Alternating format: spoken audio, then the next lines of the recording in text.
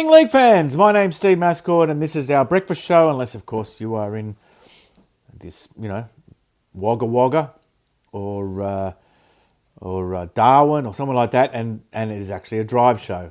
So there you go. I was trying to come up with a name that combines breakfast and drive, but breakfast, drive, I don't know.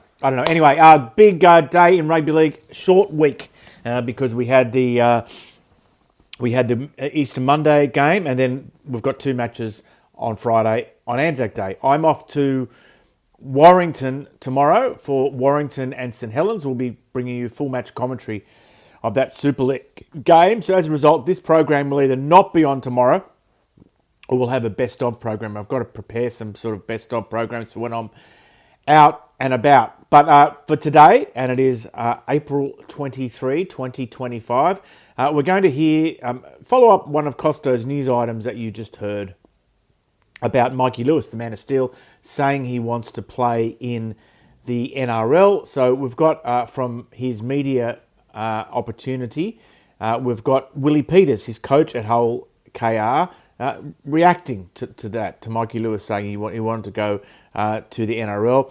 We're also going to hear a bit from Desi Hasler on the Gold Coast, talking about how the Titans are going. And there was some sort of recruitment news, I guess. Morgan Gannon has been, from Leeds, has been linked to the Warriors in New Zealand, not the Wigan Warriors. And Ian Blease, who is the footy manager at the Rhinos, he did a what would you call it? A podcast. That's what it's called. A podcast appearance to discuss sort of the state of play there. So with full credit to the Leeds Rhinos podcast, we'll hear from Ian Blease towards the back end of the program. But as we do every day, it's time to go through the rugby league birthdays. And they come to us via rugbyleagueproject.org. And there's some big names celebrating their birthday today. Sadly, Olsen Filipana is no longer here to celebrate his birthday. He died it's flown the last 3 years. He died 3 years ago today. Olsen Filipana, born in 1957. Good friend of mine and a cult figure, a folk hero even.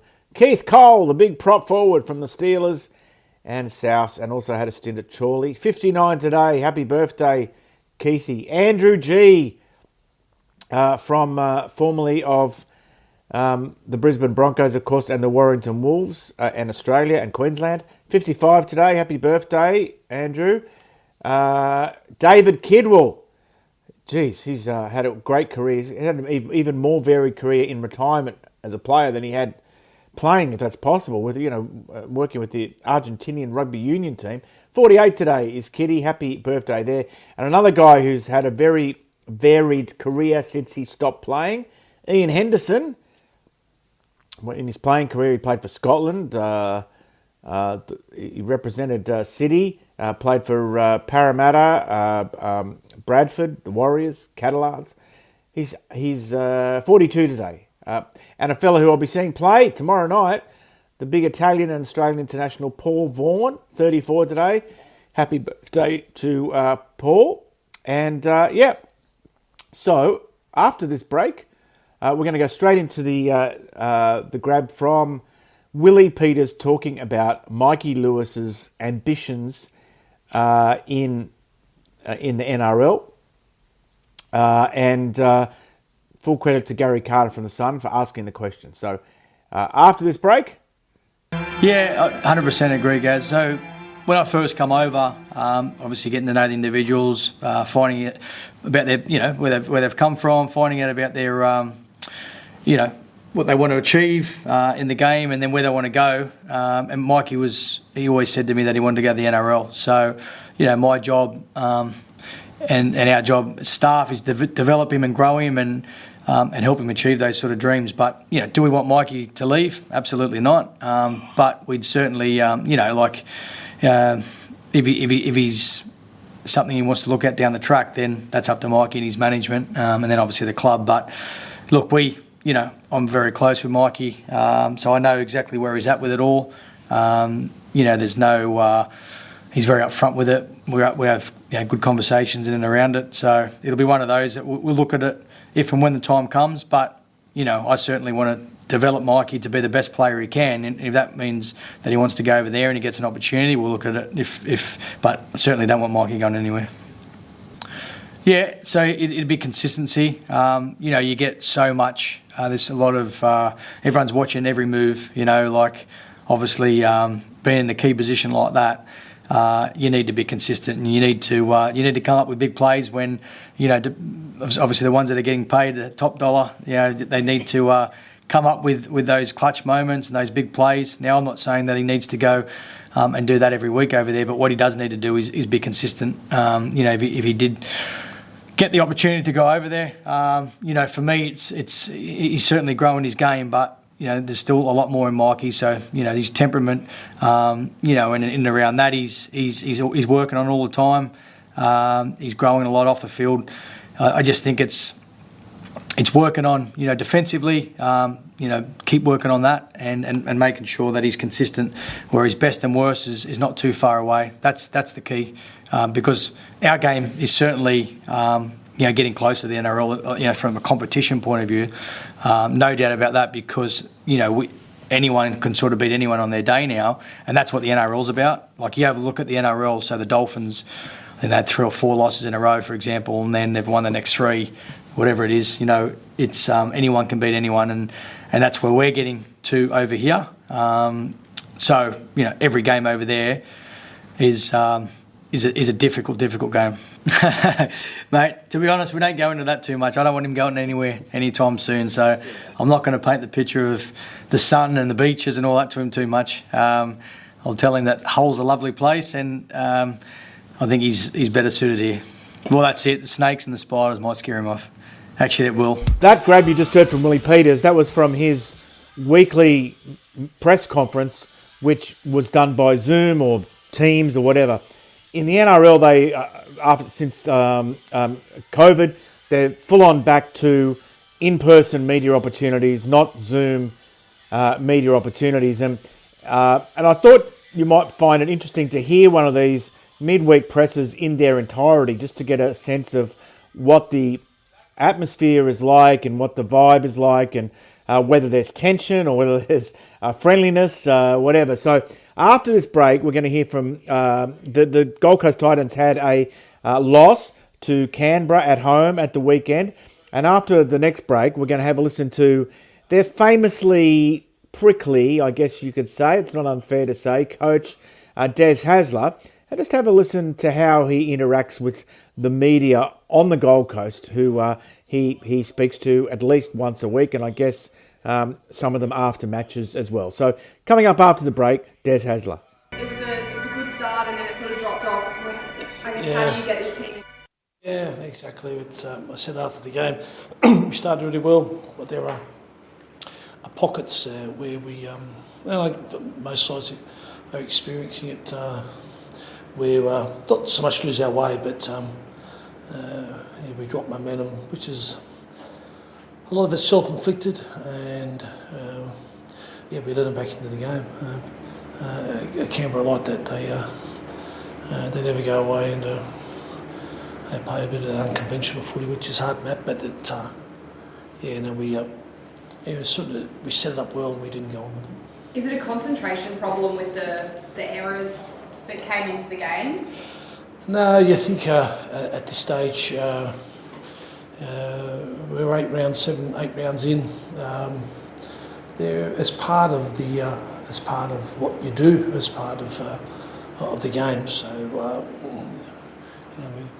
in a lot of circumstances, sort of coined around a phrase, sort of negative play, and you've got to be able to stand clumps of that, and then we don't, and you can suffer the consequences for it. So it's not an easy thing to pinpoint, but it's just something you've got to keep working at, and we'll keep doing that. You've had a rough trot with injuries as well. Will Dave play this week? Yeah, we don't want to use the old injuries excuse. We had lots of injuries last weekend, but we were in a position to win that game, and we didn't win. We need to start winning them. Dave, Dave's been named to play. Will he likely be fit? Yes, yeah, he'll do a fitness test in the coming days, but his recovery's been, quite good, so we'll give him every chance to play. And how about Foz? I know that he's been wanting to put his hand up. Is there any chance? Yeah, no, he's not far off. No, he won't get out there this weekend, but he's not far off. The Cowboys have had 2 pretty good wins before their bye. They'll be pretty fresh. How do you combat that? Yeah, no, they play a really good style of footy. They're very expansive. They tend to ask questions right across the paddock, and they won't be easy at Townsville. What have you thought of Tom Weaver and Jalen DeGroot coming into the side and managing that spine and their responsibilities? Yeah, I think Jalen's growing with every game. It's all about playing football, playing games, and he's going to learn that experience. And he's going to get more confident with that. And Tommy, whenever you call him up, he just always gets the job done. So we'll need that again from him come Saturday. What have your conversations been like with someone like Jalen, for example, who's, obviously he showed what he's capable of in the game on the weekend. We got to see some glimmers of really good footy from him. How do you build the confidence from him being so young and I guess being the fullback? Yeah, no, he's quite with his footy. He reads it really well. He works really hard at that parts of the game. He watches a lot of football, which you need to do when you're playing the position he's playing. And Loffy is back this week. What's his? I guess he's probably buzzing to get out there again. Yes, he did. Considering he hardly missed any games last year, he's been ready to. He's ready to go, and he should slot straight in. But I still thought Alan Fitzgibbon played some good footy last week as well. Just last one. Loffy mentioned when we spoke to him last that he wants to be known then more than just a try scorer. He wants to potentially lean into, some areas in the spine, or is that something that you would consider looking at with him, or, is he a points man for you? As long as he can catch the ball, run and score tries, I'll take that for the moment. We'll keep working on the rest. Thank you. Well, Des got cut off there by Paul Rogers, didn't he? This is only the third Good Morning League fans that we have done live, and the system still mystifies me at times. I don't know how the song started with, 20 seconds to go in Dez's media op, but I hope you found that interesting. It sounded like he just had one local TV reporter there, and she did all the hard work for us. So thanks to her. A bit different from Dez's time in Sydney when he was calling media conferences at 7 a.m. because there was so much interest, and he sort of wanted to keep the crowd down, I think. Wanted to keep the numbers down. So he called the media conferences at the most inopportune times for the reporters, who most of them, obviously, their deadline for the TV news is 5 p.m, for the newspapers 7 p.m. So he gave them all very long days when he was at the doggies. There is some news Des may have been asked about. We don't know, but Ken Mamalo, the winger, he's been released from the tight ends effective immediately. So there you go. Des may have been asked about that, but he was cut off by bad company. What we're going to do next, there's obviously a lot of talk about player movement, a lot of player movement speculation on both sides of the globe, particularly with Magic Weekend coming up, as the next person you're going to hear from points out. Magic Weekend in the UK, which is in Newcastle. I think we're going to go. It is what can I say? It is a magnet for Southern Hemisphere player agents. So they'll all be over here talking about getting their players in and out of Super League. The next guest is the Director of Rugby at Leeds, Ian Blease. Now, I want to give full recognition. This is an interview that appeared on the Leeds Rhinos podcast. It is available on YouTube. It is available on all podcast platforms. It's very easy to remember the name, the Leeds Rhinos podcast. It's hosted by Phil Daly.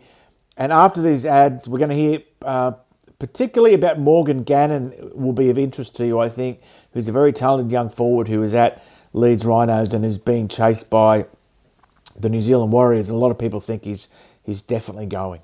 So a couple of ads coming up, and then after the ads, you will hear from Ian Blease talking about recruitment and retention at the Leeds Rhinos, who I'm sure we've got plenty of Leeds fans listening. Just a couple of messages from our sponsors first.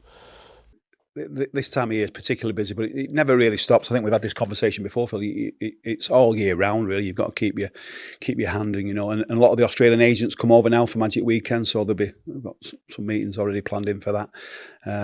And so we're looking to strengthen. We've got to consolidate. We've got to get some consistency within the squad, and that's what we're keen on. We've announced a couple of signings in the last week or so, and hopefully we'll announce a couple more going forward. So yeah, it's a busy time. I'm not on my own. Other clubs are doing exactly the same at this time of year, but we want to build a squad that the club can be proud of. You mentioned the Australian agents coming over. There was speculation before the Good Friday game about Morgan Gannon's future. We won't go into the specifics of that. Hopefully there'll be a resolution to that in the next few days, either way, so that both the club and Morgan can move on with the rest of the season.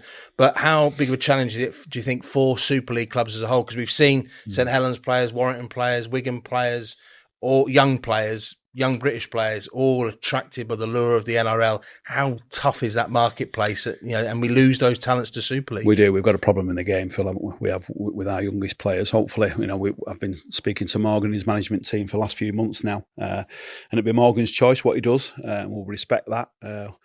But I think the game has got to somehow come up with a solution for this. We are losing the salary cap's big difference in Australia. And hey, as a professional, do you want to go and play the NRL? Yeah, you probably do. But I think it's all about timing and getting the timing right as a player. You've got to realise when the right time is for you to go there if the opportunity does arise.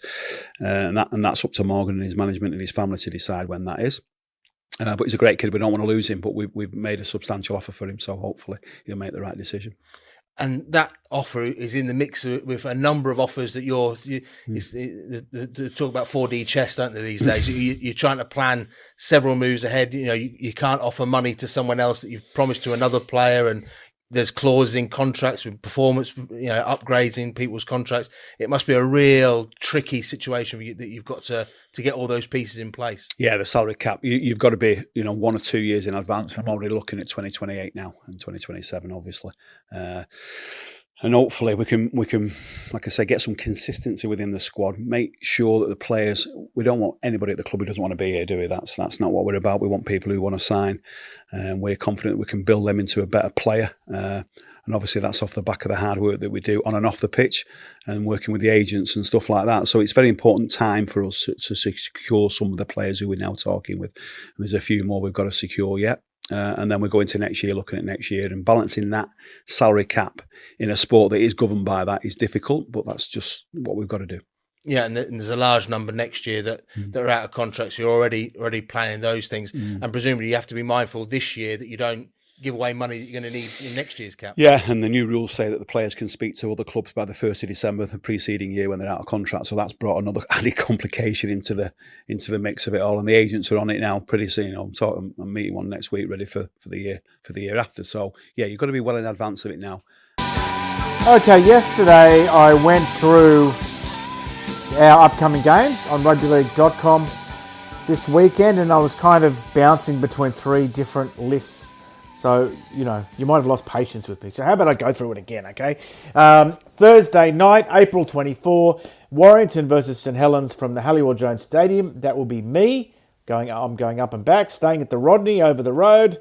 On April 25, that's Friday, in the morning, the 2GB continuous call team will be bringing you the Sydney Roosters and the Sir George Illawarra Dragons from Allianz Stadium. And straight after that, the Melbourne Storm and the South Sydney Rabbitohs from Amy Park.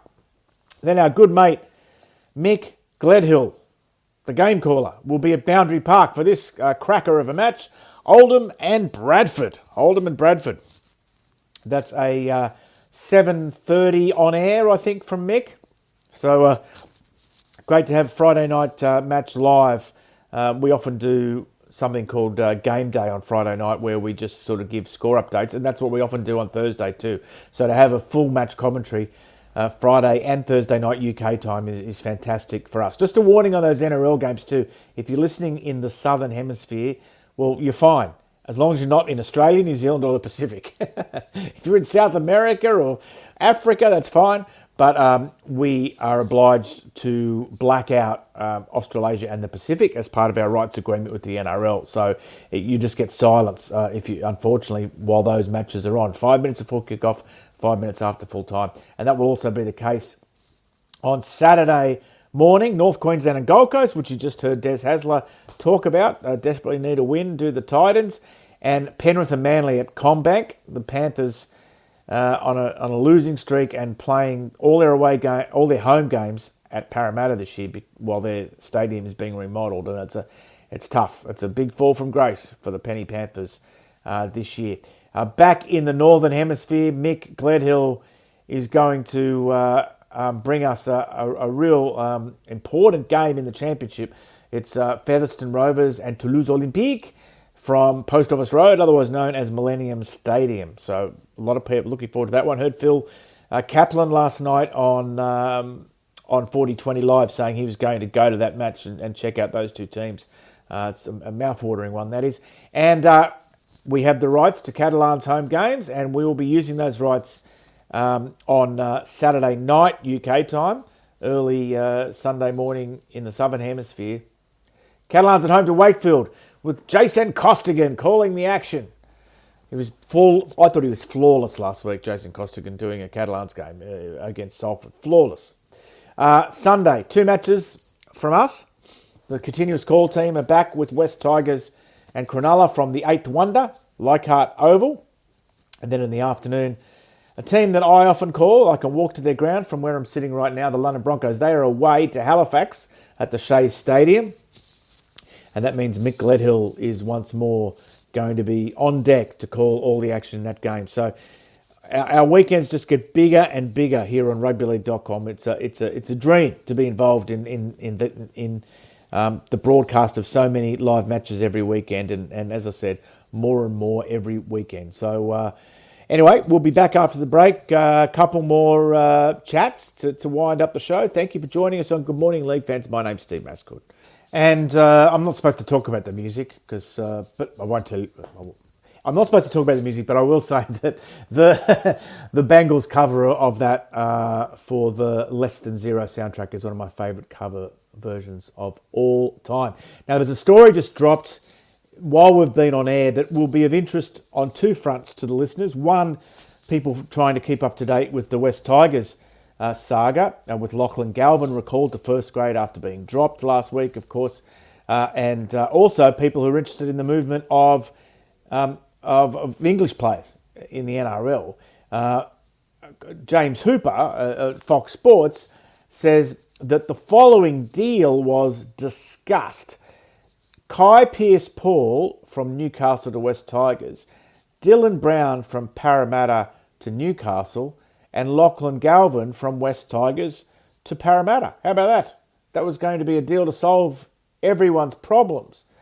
But the manager for Kai Pearce-Paul has told James, and that's Sammy Ayub, he says, there's a lot of interest in Kai at the moment, but he's currently contracted to the Knights and we have no thoughts or plans of seeking an early release.